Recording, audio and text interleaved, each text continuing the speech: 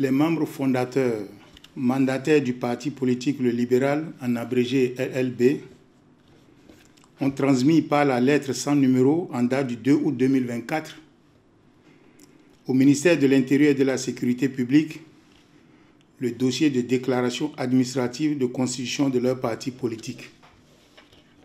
Ce dossier a été enregistré au secrétariat administratif du ministère sous le numéro 5544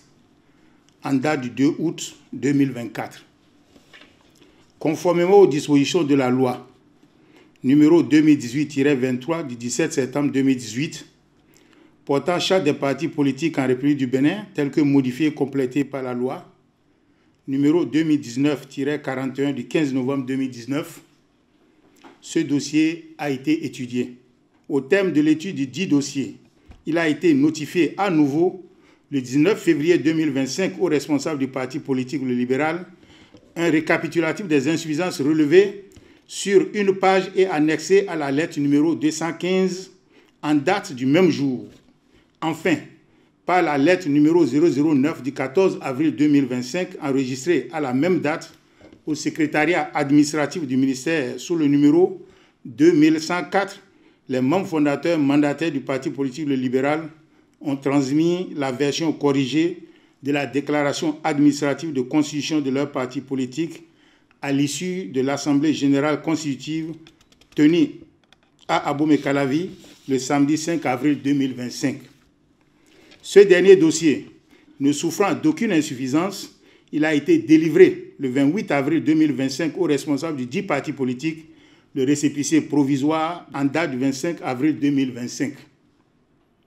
Dans le but d'un enregistrement définitif au ministère de l'Intérieur et de la Sécurité publique, les responsables du dit parti politique ont envoyé par lettre numéro 021 du 7 mai 2025,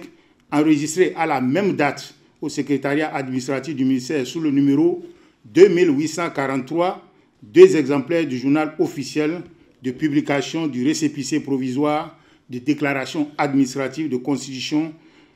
de parti politique Le Libéral. C'est à cette étape que j'ai été informé de sources dignes de foi des faits de corruption avérés mettant en cause deux cadres du ministère, dont l'un de la direction des partis politiques et des affaires électorales et l'autre de la direction des affaires intérieures et des cultes sur le même dossier. En effet, le cadre en service à la direction des affaires intérieures et des cultes aurait